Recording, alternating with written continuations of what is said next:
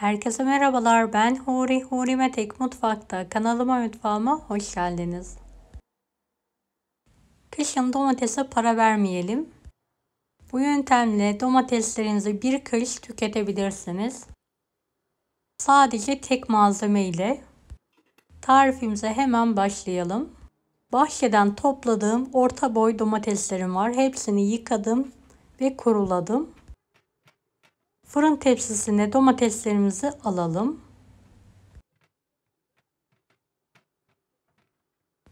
Videomu izlerken buraya kadar geldiyseniz yorum kısmına herhangi bir emoji bırakırsanız bana destek olmak için sevinirim.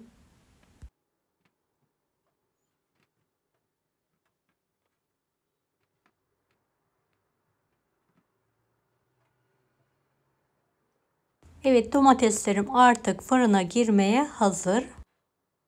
Önceden ısınmış 200 dereceli fanlı fırına domateslerimizi 10 dakika verelim ve fırınlayalım. 10 dakika sonra domatesleri fırından çıkartalım. Bekletmeden sıcak sıcak domatesleri kavanoza dolduralım.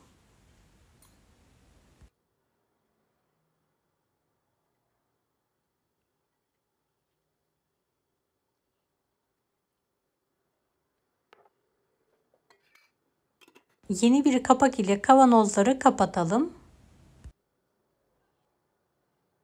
Evet, hızlı domatesleri bitene kadar kavanozlara pay etmeye devam edelim.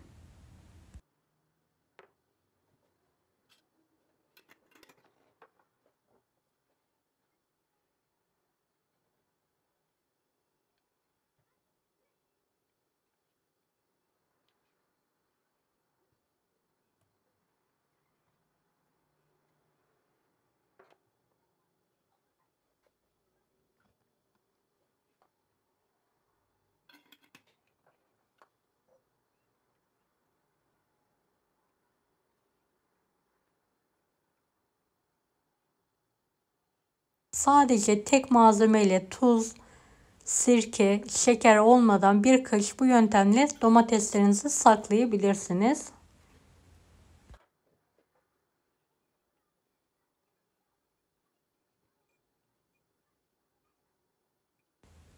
Hem kahvaltılarda hem salatalarda hem de yemeklerde domatesi rahatlıkla kullanabilirsiniz. Hiçbir bozulma olmuyor.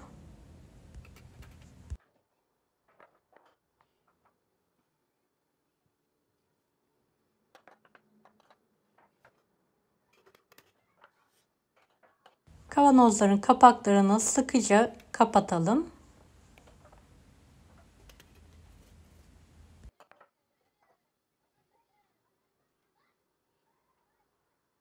Son domatesleri de küçük bir kavanoza alıyorum hemen.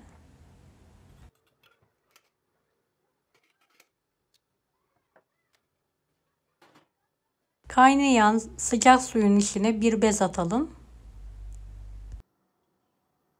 Kavanozları dik olacak şekilde tencereye yerleştirelim.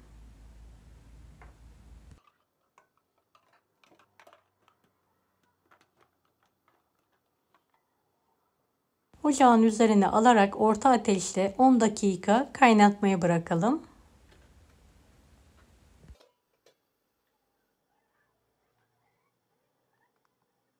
Ve suyun içinde biraz beklettikten sonra sudan çıkartalım.